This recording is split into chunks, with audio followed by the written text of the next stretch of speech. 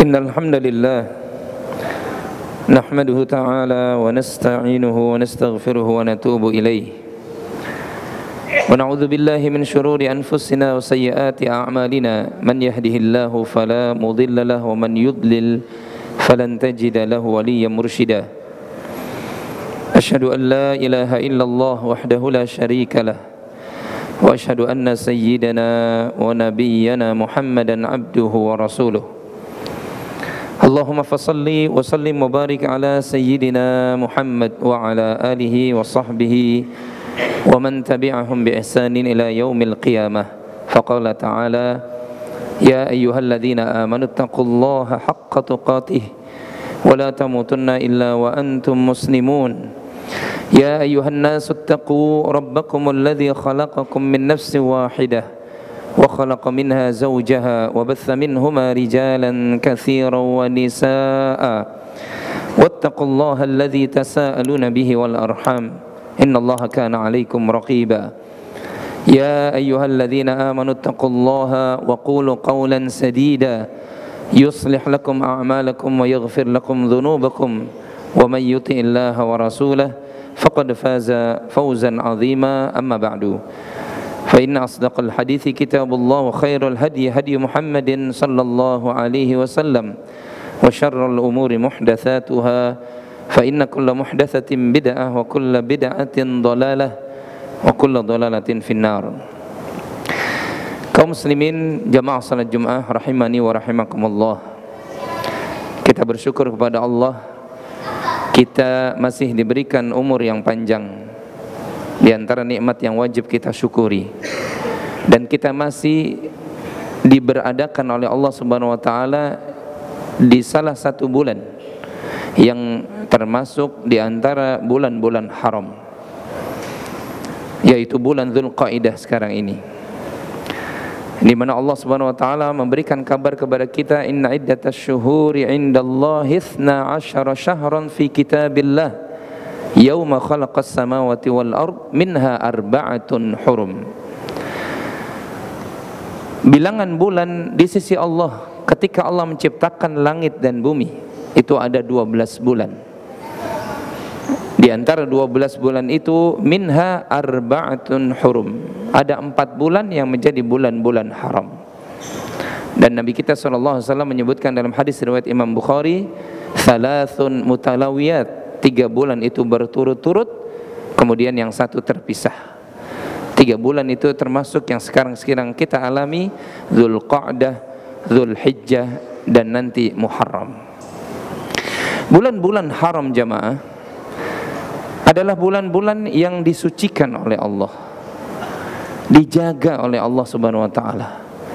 Bahkan kata para ulama kita, bulan-bulan haram itu kesempatan bagi seorang hamba, dia melakukan amal soleh, dilipat gandakan pahalanya, dan ancaman bagi hamba di atas ilmunya, di atas kesengajaannya dia melakukan maksiat, dilipat gandakan juga ancamannya.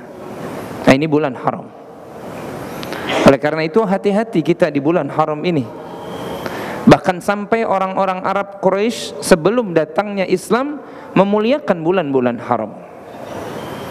Tapi kita tahu bahwasanya bulan haram ini amal-amal soleh seorang hamba dilipat gandakan daripada bulan-bulan yang lainnya. Dan itu kata para ulama kita, kekhususan yang Allah berikan memang di bulan haram, di samping bulan Ramadan. Kalau Allah SWT melipat gandakan amalan seorang hamba di khusus bulan-bulan ini, itu hak Allah. Tidak ada satupun makhluk yang bisa memprotesnya. Tapi makhluk bagi kita wajib menggunakan bulan-bulan haram ini untuk kesempatan kita mendulang amal ibadah. Dan tahukah kita di antara amalan-amalan ibadah yang sangat ditekankan, bahkan pahalanya dilipat gandakan oleh Allah Ta'ala, adalah nanti besok kita masuk di bulan Dzulhijjah, bulan yang sampai dia termasuk bulan haram. Kemudian yang kedua, bulan Dzulhijjah itu banyak terdapat amalan-amalan yang mulia di sisi Allah Subhanahu wa taala. Bahkan secara umum dalam hadis yang muttafaqun alaih dari Ibnu Abbas radhiyallahu anhuma, Nabi SAW memberikan gambaran tentang bulan Dzulhijjah besok. Kata Nabi SAW, "Ma min ayyamin al-amalu salihu fihinna ahabbu ilallah min hadhil ayyamil ashr."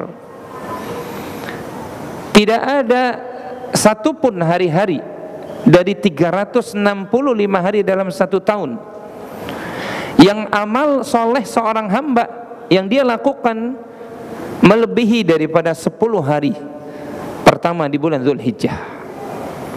Artinya kata para ulama hadis, 10 hari pertama di bulan Dzulhijjah besok kesempatan kita banyak melakukan amal soleh. Di samping tadi sudah disebutkan dia termasuk bulan haram yang dilipat gandakan amalan seseorang, dia pun telah mendapatkan kabar gembira dari Rasul sallallahu alaihi wasallam dalam hadis ini, bahwasanya amalan ini ahabbu ilallah. Amalan besok ini di 10 hari pertama bulan Dzulhijjah ini paling dicintai oleh Allah. Tidak tergerak kita apabila Allah tawarkan kepada kita dua kesempatan. Ada amalan yang biasa-biasa saja dan ada amalan yang dicintai oleh Allah. Pasti kita memilih amalan yang paling dicintai oleh Allah.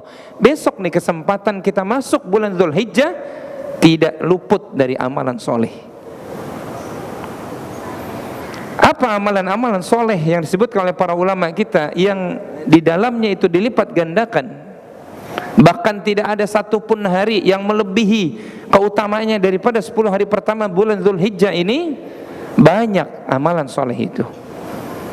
Oleh karena itu, menurut pendapat yang paling lurus, yang paling benar, berpuasa di bulan Dzulhijjah pun tidak terbatas pada tanggal 9 Dzulhijjah saja atau Yaumul Arafah saja. Tapi dia mulai dari hari pertama tanggal 1 Dzulhijjah, tanggal 2 sampai dengan tanggal 8, wabil khusus tanggal 9 Dzulhijjah, di mana itu pun menjadi sebuah kenikmatan tersendiri yang Allah berikan kepada umat ini. Di antara kelebihan dari bulan Dzulhijjah ada yang namanya, yang ketiga kemuliaan itu, Yaumu Siyam Yaum Arafah, yaitu puasa, disunnahkannya puasa Arafah di tanggal 9 Dzulhijjahnya, dan itu menambah kemuliaan bulan Dzulhijjah berikutnya. Oleh karena itu, kesempatan bagi kita yang masih diberikan umur oleh Allah, sehat badan kita, jangan lupa kita beramal soleh, khususnya di bulan-bulan haram ini, wabil khusus lagi di bulan Dzulhijjah besok ini, dengan kita berpuasa dari mulai tanggal 1 Dzulhijjahnya sampai dengan tanggal 9 Dzulhijjahnya. Karena amalan soleh termasuk puasa dilipat gandakan dan bahkan dicintai, lebih dicintai oleh Allah Subhanahu wa ta'ala. Jamaah salat Jumat rahimani wa rahimakumullah, di antara kemuliaan berikutnya di bulan Dzulhijjah itu, bulan ini sampai Allah Subhanahu wa ta'ala bersumpah dengannya. Allah Subhanahu wa ta'ala berfirman, wal fajr wa layalin 'ashr, demi waktu subuh dan demi malam-malam yang 10. Sepakat kata para ulama berdasarkan hadis atau apa yang dituturkan oleh Abdullah ibnu Abbas radhiyallahu anhuma, malam-malam yang 10 yang dimaksud oleh Allah dalam ayat ini adalah 10 hari pertama di bulan Dzulhijjah. Sampai Allah bersumpah, jamaah. Yang kata para ulama tafsir, kalau Allah bersumpah dengan makhluk ciptaannya, itu berarti ada sesuatu yang penting untuk diperhatikan oleh hamba-hambanya. Berarti 10 hari pertama bulan Dzulhijjah besok ini penting. Tidak boleh kemudian kita remehkan begitu saja. Walaupun memang datang kepada kita keterangan para ulama kita, kalau kita nggak mampu berpuasa selama 9 hari, jangan tinggalkan 1 hari saja, yaitu tanggal 9 Dzulhijjah, hari Arafah. Masa kita tidak adab sama Allah? Diberikan waktu 360 hari, 1 hari saja kita puasa kita nggak sempat. Taruhlah kita kurangi 30 hari bulan Ramadan, berarti masih ada sisa 330-an atau 320-an hari. Masa satu hari saja kita nggak bisa puasa? Kebangetan. Jelas terlalu seorang hamba ini diberikan waktu 330 hari, satu hari saja untuk puasa Arafah. Yang kata Nabi SAW dalam riwayat Imam Muslim, ahtasibu, aku berharap puasa Arafah itu an yukaffira sanatil lati qablaha wa ba'daha. Aku berharap puasa Arafah itu menghapuskan dosa-dosa kalian 1 tahun sebelum dan 1 tahun yang akan datang. Di mana rasa syukur kita kalau Allah berikan 330 hari kita, satu hari saja kita peruntukkan untuk Allah? Masa kita nggak mampu? Terlalu ini hamba. Syukur-syukur bisa dari mulai tanggal 1 Zulhijjah sampai dengan tanggal 9, itu berarti dia ngerti benar tentang agama. Kalau dia ngerti tentang agama, maka dia ikuti sunnah Nabi SAW. Kalau dia ikuti sunnah Nabi SAW, berarti dia cinta sama Nabi. Kalau dia cinta sama Nabi, demi Allah, dia akan bersama dengan Nabi nanti di yaumil qiyamah. Di mana tempat Nabi? Surga Allah Subhanahu wa taala.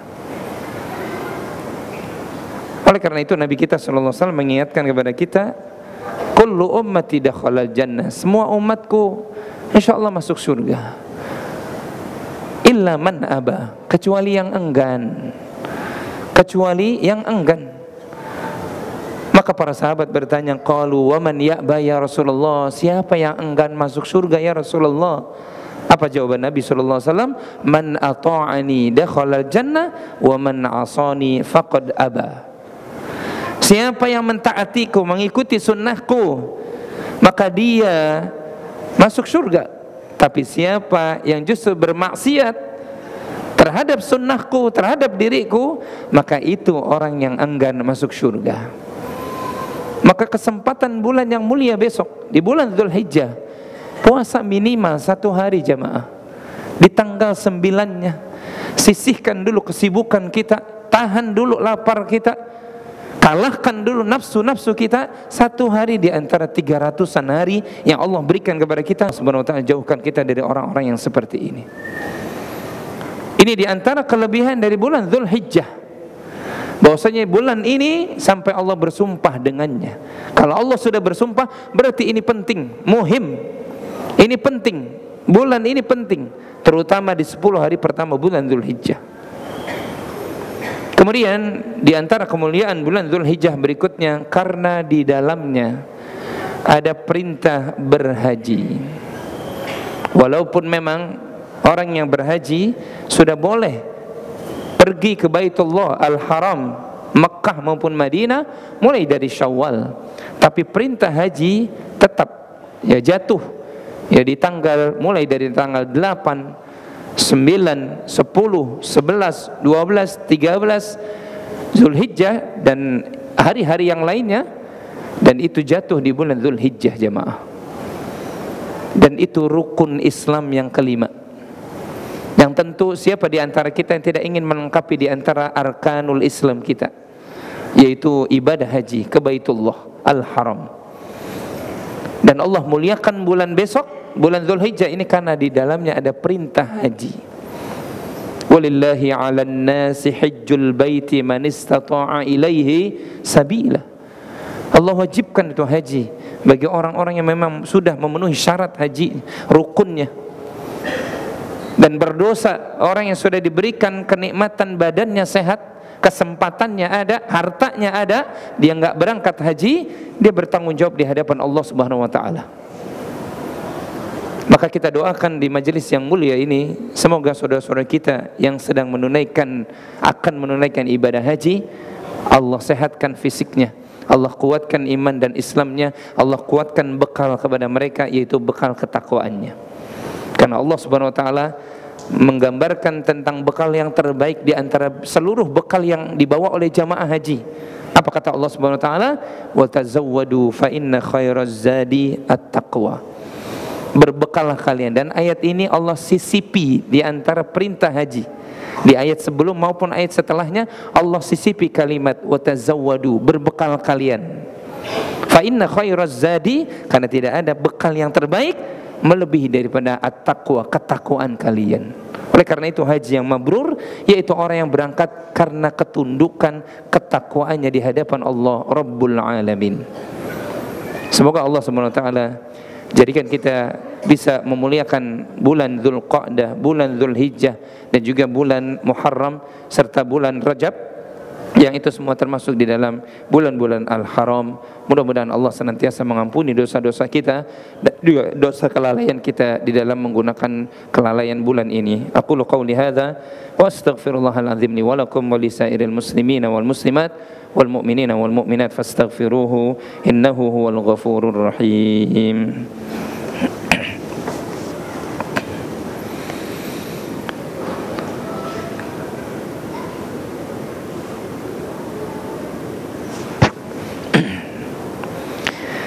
Alhamdulillahi Rabbil Alamin, wassalatu wassalam ala ashrafil anbiya wal mursalin Sayyidina Muhammadin wa ala alihi wa sahbihi wa man tabi'ahum bi ihsanin ila yaumiddin. Amma ba'du, jamaah salat Jumat rahimani wa rahimakumullah. Di antara kemuliaan bulan Dzulhijjah berikutnya adalah terdapat di dalamnya perintah berkurban. Allah berfirman, inna a'tainakal kautsar fasalli li rabbika wanhar inna syani'aka huwal abtar. Sesungguhnya kami telah memberikan al-kautsar. Ada dua pendapat para ulama tafsir berkaitan dengan al-kautsar. Yang pertama, al-kautsar itu kata para ulama salah satu nama telaganya Rasul kita sallallahu alaihi wasallam. Dan yang kedua, dan inilah pendapat jumhur, pendapat kebanyakan para ulama, arti al-kautsar yaitu kasratul mal, banyaknya harta. Seakan-akan Allah ingin mengingatkan, sesungguhnya ketika Allah Subhanahu wa taala memberikan kenikmatan harta yang banyak kepada kalian, maka jangan lupa yang pertama, fasalli, dirikan salat, wanhar, berkurbanlah. Walaupun sebagian ulama tafsir menyebutkan bahwasanya maksudnya salat di sini adalah salat Idul Adha, tapi kata Syekh Utsaimin rahimahullahu taala, perintahnya umum. Kalau kita diberikan banyak kenikmatan, bukan sekedar harta, tapi sehat, umur yang panjang, atau kenikmatan-kenikmatan yang lainnya, jangan lupa sujud Anda di hadapan Allah. Sudah diberikan kesempatan umur, nikmat sehat badan, harta banyak, Anda nggak mau sujud, ini berarti orang nggak bersyukur dengan nikmat dari Allah, bahkan nggak adab sama Allah Subhanahu wa taala. Oleh karena itu kita diingatkan oleh Allah, kalau Allah berikan nikmat yang begitu banyak, sujud kita. Semakin banyak kita sujud kepada Allah, semakin terjaga tuh kenikmatan semuanya. Terlebih lagi ketika kita jaga ibadah sholat kita, karena rumus suksesnya seorang mukmin dan muslim ada pada sholatnya. Kalau sholatnya dia baik, maka akan baik seluruh amalnya, kata Nabi. Tapi kalau sholatnya rusak, nggak ada satupun yang menjamin amalnya, kehidupannya, keluarganya, rizkinya akan dijaga oleh Allah Subhanahu wa taala. Maka jamaah yang dimuliakan oleh Allah, bagi orang-orang yang punya harta, nikmat harta yang Allah berikan kepadanya, hati-hati. Karena harta ini bisa menjadi fitnah. Jangan lupa, di antara sekian banyaknya hak dari harta, kita salurkan untuk berkurban. Karena berkurban itu diperintah oleh Allah. Bahkan Syekhul Islam Ibnu Taimiyah mengatakan hukum kurban wajib bagi orang yang memang mampu. Karena ayatnya jelas, fasalli, maka salatlah kalian, wanhar. Kalimat wanhar di sini nyambungnya kepada kalimat sebelumnya, yaitu salatlah kalian. Perintahnya wajib. Walaupun pendapat jumhur, kebanyakan ulama menyelisihi Ibnu Taimiyah, memang berkurban itu dia sunnah muakkadah. Tapi dalam kondisi-kondisi di mana orang itu punya kelebihan harta, kemampuan harta, maka hukumnya wajib. Sehingga wajar kalau dalam hadis yang lainnya Nabi SAW melarang orang yang dia mampu melakukan kurban, fala yaqrabanna musallana, jangan dekati musallah kami, tempat salat kami, karena dia tidak mau berkurban. Dan itu ancaman syadid, ancaman yang berat bagi orang yang mampu berkorban, hartanya sudah ada, bahkan seluruh kebutuhannya sudah terpenuhi, dia wajib berkurban, tapi dia tinggalkan untuk kurban, maka pertanggungjawabannya dia di hadapan Allah Subhanahu wa taala nanti. Tidak takutkah dia terhadap harta-hartanya seperti itu? Yauma yuhma fi nari jahannam fatuqwa biha jibahuhum wa dhunubuhum wa dhuhuruhum. Hadza ma kanastum li anfusikum fadzuqul adzaba bima kuntum ta'malun. Bima kuntum taknizun. Kata Allah Subhanahu wa taala, hari di mana dipanaskan itu harta-harta semuanya. Emas, perak, ataupun apa, harta itu dipanaskan menjadi lempengan besi yang panas, setrikaan, yang kemudian apa? Fatuqwa biha jibahum, disetrika dahi kalian, wa junubuhum, disetrika bagian depan kalian, wa zuhuruhum, dan punggung kalian, sambil dikatakan oleh malaikat, fadzuqul azab, rasakan ini azab. Itu harta-harta yang tidak dikeluarkan haknya, termasuk untuk berkurban, jamaah. Kalau kita memuliakan bulan Dzulhijjah, maka ketika Allah memberikan kenikmatan lebih pada harta kita, keluarkan untuk berkurban. Nabi kita, Rasul kita, Muhammad sallallahu alaihi wasallam, kata Anas bin Malik, beliau tinggal di Madinah 10 tahun, 10 tahunnya atau setiap tahunnya beliau berkurban. Padahal urusan Nabi begitu banyak, pengeluaran Nabi juga begitu banyak. Dalam riwayat Imam Bukhari, tidak pernah tuh kata Aisyah, harta di tangan Nabi lebih dari 1 hari kecuali disedekahkan. Tapi beliau tiap tahun berkurban. Kita bukan Nabi, bahkan kita bukan para sahabat Nabi SAW. Kita hanya umat Nabi yang dititipkan harta oleh Allah, tapi masih bakhil mengeluarkan harta kita, termasuk untuk berkurban. Maka kesempatan besok kita syiarkan agama kita. Yang punya harta berkurbanlah. Yang berangkat haji, doakan berangkat haji. Jangan sampai kemudian kita ada mampu mensyiarkan agama Allah, tapi kemudian kita tahan hanya gara-gara kita bakhil, kita pelit, dan kita simpan itu harta kita untuk masa depan. Padahal masa depan tidak ada yang tahu kecuali Allah. Jamaah salat Jumat rahimani wa rahimakumullah, inilah beberapa kelebihan kesempatan bulan yang beberapa hari lagi akan masuk kepada kita. Fa insyaallah, mudah-mudahan kita berdoa di majelis yang mubarak ini, semoga Allah panjangkan umur kita sehingga kita bisa merasakan kenikmatan bulan Dzulhijjah, dan semoga Allah Subhanahu wa taala jadikan kita istiqamah menjalankan syiar-syiar agama Allah, karena Allah Subhanahu wa taala berfirman, wa may yu'azzim sya'airallah fa innaha min taqwal qulub. Siapa yang mengagungkan syiar-syiar Allah, sungguh ada ketakwaan di dalam hatinya. Dan semoga Allah Subhanahu wa taala jadikan saudara-saudara kita yang sedang pergi haji ke Baitullah, semoga Allah jadikan hajinya menjadi hajjan mabrura, karena haji yang mabrur itu laisa lahul jaza illa al jannah, tidak ada balasan bagi haji yang mabrur kecuali surganya Allah Subhanahu wa taala. Innallaha wa malaikatahu yusalluna 'alan nabi ya ayyuhalladzina amanu sallu 'alaihi wa sallimu taslima. Allahumma ighfir lil muslimina wal muslimat wal mu'minina wal mu'minat al ahya'i minhum wal amwat. Rabbana zalamna anfusana wa illam taghfir lana wa tarhamna lanakunanna minal khasirin. Rabbana ighfir lana wa li ikhwanina alladhina sabaquna bil iman wa la taj'al fi qulubina ghillan lil ladzina amanu rabbana innaka ra'ufur rahim. Rabbana hab lana min azwajina wa dhurriyyatina qurrata a'yun waj'alna lil muttaqina imama waj'alna lil muttaqina imama waj'alna lil muttaqina imama. Rabbana atina fid dunya hasanah wa fil akhirati hasanah wa qina adzaban nar. Walhamdulillahi rabbil alamin. Aqimis shalah.